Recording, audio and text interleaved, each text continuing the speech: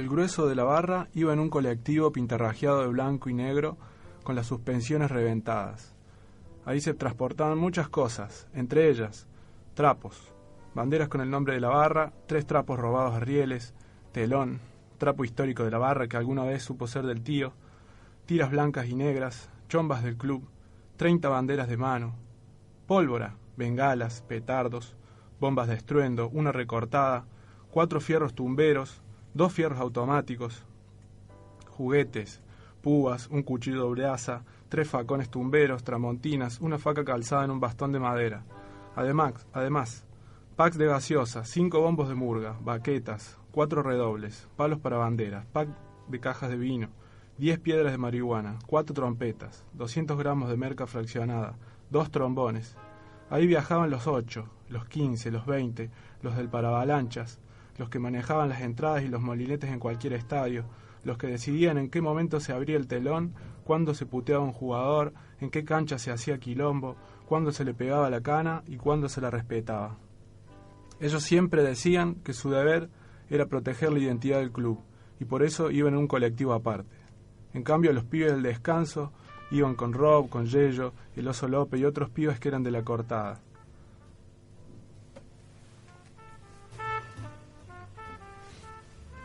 Llegamos a la parte final de estos restos diurnos, de este episodio 17 de la 5ª temporada, y ya estamos con un escritor que tiene aguante. Estamos con el tocayo Juan Manuel Ávila. ¿Cómo estás? ¿Cómo estás? Muy bien, gracias por la invitación. Por favor. La verdad que un gusto estar acá compartiendo. Bueno, qué bueno que estés acá en Restos Diurnos. Obviamente el juego fácil de palabras del escritor del aguante es porque la primera novela tuya se llama El Aguante, justamente, y ya nos anticipa esto de que nos metemos de lleno en este deporte tan popular acá como es el fútbol, ¿no? Sí. ¿Qué se te dio por escribir estas novelas, esta novela, esta historia que empieza un poco intrigante, que ya se empieza a dilucidar tal vez la actualidad del fútbol, no tanto desde lo romántico, el romanticismo del fútbol que siempre está plasmado? ¿Por qué eso, Juan? Sí, la idea del aguante era hacer más foco. Por supuesto que el foco es el fútbol, pero no tanto en el césped, digamos, lo que pasa en el juego, sino lo que pasa en las tribunas. Y bueno, por eso elegí ese fragmento como para empezar. Y se basa más que todo en la vida de esos sujetos que participan o no de la barra brava de un club. Y bueno, en realidad, como dice la contratapa que escribió César Correa, que le mando un saludo ya que estoy de paso, arranca la contratapa diciendo no es una novela de fútbol, y un poco ahí está el juego, ¿no? Si bien ahí está la historia del club, la historia deportiva de un club de la B que llega a la final para ascender, al mismo tiempo la segunda trama de la historia es lo que les pasa a esos sujetos más allá de la cancha en sí, digamos. Toda una vida social que recorre un barrio que se llama Villa Roca, que no existe en la Argentina, pero que podría ser un barrio posible. Y bueno, es todo ficticio, digamos, fuiste tomando exacto. Los lugares comunes y clubes y barrios y todo lo que va pasando, la idiosincrasia del fútbol alrededor de la cancha. Exacto.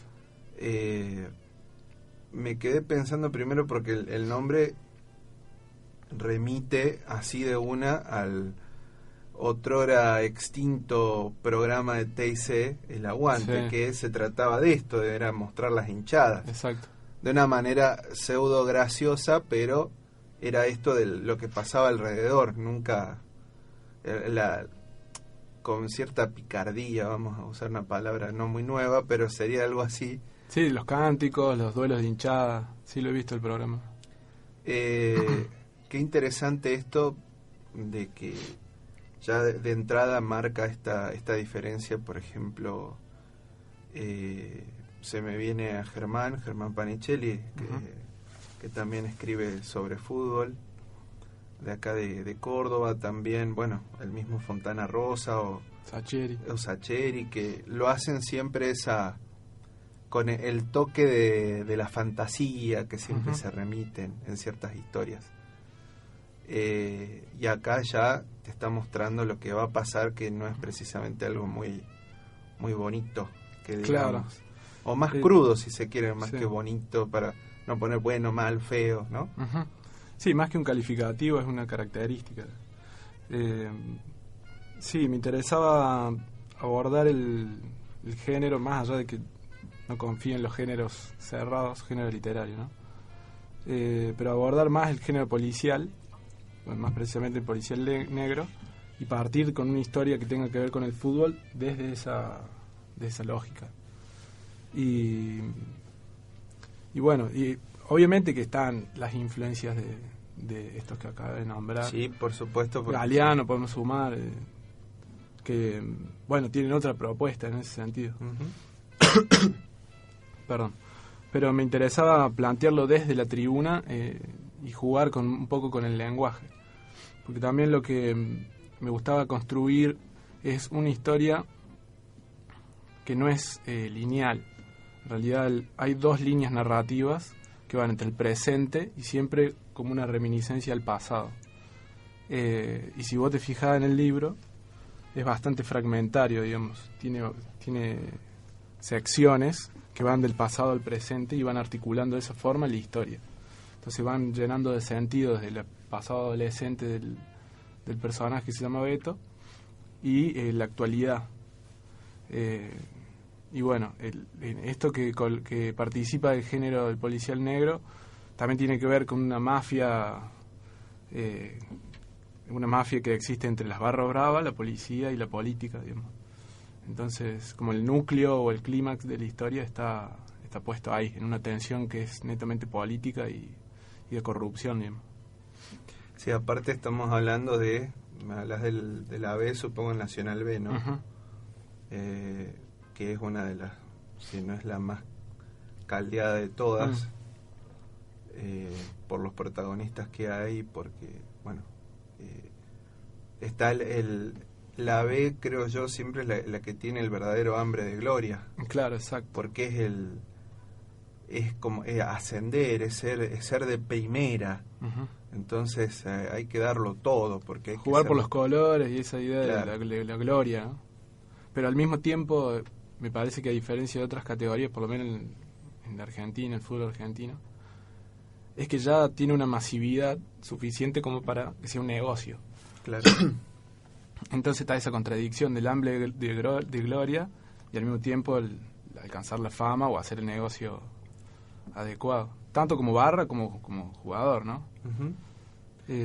Todo eso tratás de que esté presente. Claro, sí, el barrio de algún modo puede representar barrios de Cosmópolis de la Argentina, o sea, de Córdoba, Rosario, de Buenos Aires. Claro, tranquilamente sí. Puede ser de provincia de Buenos Aires. Pero la idea era no anclarlo en un espacio definido, sino más bien que el espacio sea una asociación siempre. Hay calles que no existen. Claro. No sé, traté de reemplazar a Sarmiento y a Humberto Primo por algún que otro prócer. Claro, es que está bueno eso, porque más allá de que rompe vamos a llamarle esa cosa de la idiosincrasia que suceda en Córdoba y que capaz que algún lector se pueda sentir más atrapado y si pasa, mira acá en la esquina donde pasa tal cosa en el libro, está bueno de que vos permitas de alguna manera que los lectores de cualquier lado se puedan sentir identificados, inclusive se me ocurre hasta de otros lugares, otros países donde también el fútbol de la B también tenga su impronta, más allá de que obviamente están los modismos argentinos, creo que puede funcionar tranquilamente por esa cosa ficticia, en ese mundo. Sí, un universo, digamos, que funciona en sí mismo, no depende de nadie, de la realidad, digamos. Aunque está todo el tiempo ese juego asociativo, digamos.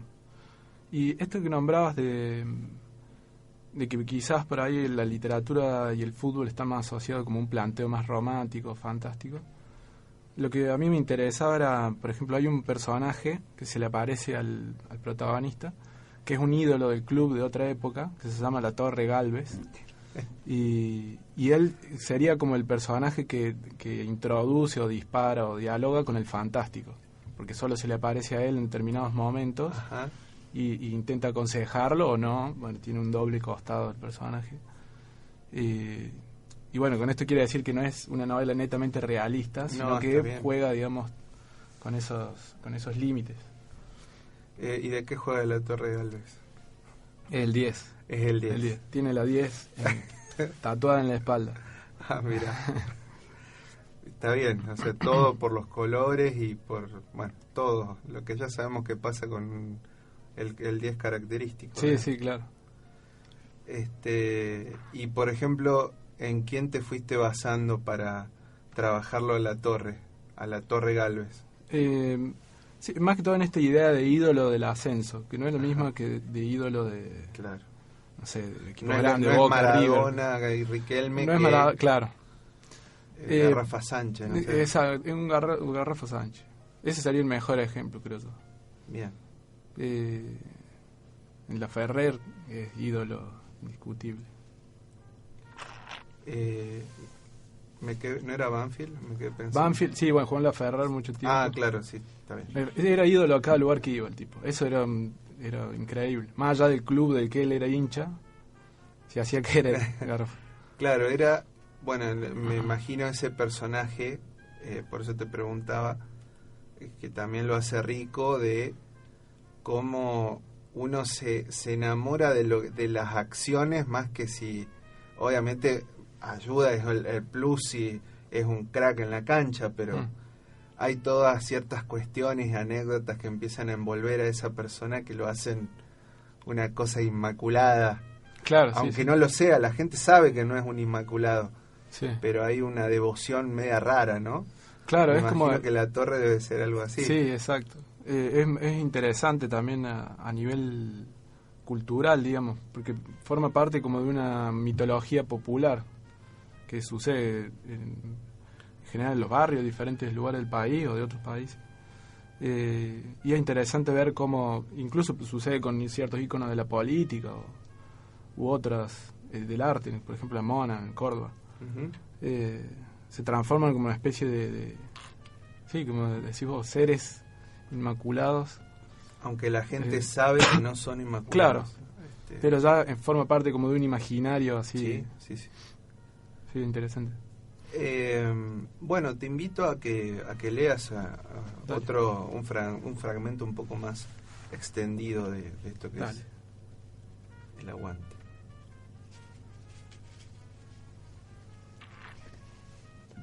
Vamos a leer, ya que estamos con La Torre Galvez.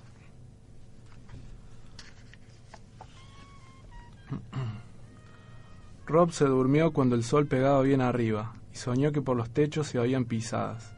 Se levantó desesperado, alcanzó su arma y se tiró por la ventana que reunía las dos únicas puertas al final del pasillo. Se escuchaban voces, lo iban a encontrar. Sacó el seguro del arma. «Andá, fíjate en el patio», escuchó desde abajo. Entonces las voces se deslizaron junto a su cuerpo por un túnel de balazos y policías en una suerte de tobogán enjabonado al compás de una banda de payasos psicópatas. Al final, al llegar al fondo, se escuchó plamp. Un silencio trágico lo ocupó todo. Rob quedó tendido en una nube de algodones rosados con gusto a caramelo. «Levántate», le dijo una voz imponente desde el más allá. Rob apenas pudo levantar la vista. En lo alto estaba César Andrés Galvez, sostenidos por sus pies pequeños y sus morrudas piernas esculpidas como columnas. Tenía los rulos con los que inmortal quedará en el recuerdo de los fanáticos. Su mirada era la del campeón invicto, aquella del 76, cuando fue goleador del ascenso y salió en la tapa del gráfico.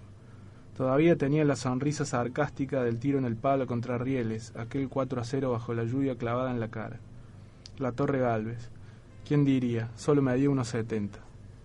«Torre», atinó a decir Rob, babeándose. «Sí», respondió la Torre con solemnidad. Levántate, voy a ser tu guía. Su pronunciación había mejorado considerablemente. Rob lo siguió por un largo descampado cubierto de pasto que bien podría haber sido una cancha de fútbol. Cuando la niebla se disipó, comprendió que la torre tenía un número 10 incrustado en la espalda como si fuera parte de su propia piel, de su cuerpo escurridizo y habilidoso que ahora caminaba lento y estoico como puede hacerlo un fantasma enano de ancho pecho. Doblaron en una esquina recóndita e inesperada y encontraron de frente a un niño, un andrajoso que pedía limosna con un balde y una esponja.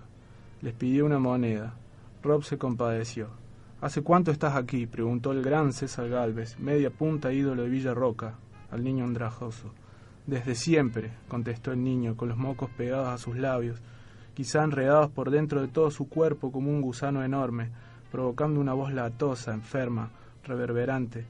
El niño inflaba su pecho y soltaba el aire haciendo un enorme esfuerzo. ¿Por qué tienes que sufrir esta condena?, insistió el guía, cruzando los brazos como un maestro de escuela, en sus shorts negros y sus medias altas de los 70. Sí, mi viejo, era muy pobre y no tenía para darme de comer, contestó el niño lamiéndose los mocos, como si fueran venas, entonando una canción. Rob terminó de bolsiquearse cuando encontró una moneda de 50 centavos entre cientos de apósitos y arañas. Bueno, y sigue. Presentación de la torre. Esto es un fragmento del Aguante de Juan Ávila, que está con nosotros acá en el episodio 17 de la quinta temporada de Restos de Hornos, acá en la UTN, la 94.3. Y ahora también, bueno, de paso iba a preguntar, Beto, ¿de qué juega? Si también es un media punta, es 10 o es otra posición. No, en toda la novela no juega al fútbol, solo recuerda cuando jugaba. Bien. Pero no es jugador, digamos. Bien, es como el seguidor, es el que... Claro, es un hincha. El hincha neto del club que está para todo. Vive en el barrio y es hincha del club y a lo largo de su vida, por ciertas necesidades, sobre todo económicas, por la marginalidad y por una cuestión social, digamos, se ve obligado a entrar en la barra brava y ahí es donde se transforma su vida y empieza como... Claro. Es como un camino hacia de ida. Hacia la desesperación. Hay, aparte de que, por supuesto, hace relativamente poco, te la presentaste cuando hace una semana. El 17 de agosto, presentamos en Casa Laberinto. Bien. Hay ya, no sé si vos bocetaste o no, o lo dejaste como para sacarte las ganas de plasmar esto, si hay va a haber como la continuidad de Beto y sus historias, o queda en el Aguante, como o tal vez una historia en el mismo universo, si no es con... Sí, no de Beto. Si ves el final de la novela, me parece, no te lo quiero spoilear, sí, no con los personajes en sí, pero sí me interesa trabajar o ver la literatura, leerla, investigarla desde la marginalidad, desde lo popular. Y bueno, estoy ahora trabajando en un proyecto de un libro de cuentos, en los cuales hay algunos que sí pertenecen a un universo similar, universos barriales, pero que al mismo tiempo también participa de esto que estamos hablando de la mitología popular, la leyenda, toda esta cuestión de la construcción de los imaginarios barriales, que juega un poco con el fantástico, ¿no?, que tiene tradición de literatura argentina. Y bueno, me interesaba abordarlo desde ese lugar, digamos, manteniendo el universo, pero haciéndolo dialogar con esas lógicas. ¿Y vos practicás hacia algún deporte? No sé si hacías fútbol o hacés o lo... Sí, siempre me gustó mucho el fútbol. Voy a la cancha también. No bien. voy a decir de qué equipo para no quemarlo. Sí, sobre todo cuando era chico jugaba mucho al fútbol. Y también practico un arte marcial que es taekwondo. Doy clases también. ¿Y eso siempre estuvo el deporte muy presente en mi vida, digamos, la disciplina física, digamos. Uh-huh. ¿El taekwondo va a estar en algún cuento, en alguna...? Claro, sí. porque... Me han preguntado, no sé si el taekwondo en sí, pero puede haber algún que otro personaje ahí. algo, Que alguien haga que te pueda algún inspirar. practicante, claro. Sí, vamos a cambiarle el nombre, ¿no? Para que no se sienta tan aludido. Pones el cuerpo de uno y el nombre de otro, Sí, el sí. apellido de otro para que no quede. Creo que tan- los escritores hacen ese ejercicio bastante seguido. Bueno, estimado Juan, llegamos, aunque no parezca, ya al final de estos restos diurnos. Se pasó Bueno. rápido de esta charla. Bueno, agradecerte por haber venido, haber compartido esta novela que recién sale a la luz de Borde Perdido, Sí. la editora del Seba Maturano. Mandamos un abrazo. Y bueno, yo te invito a que, para cerrar este bloque final, que leas el fragmento que vos quieras. Dale.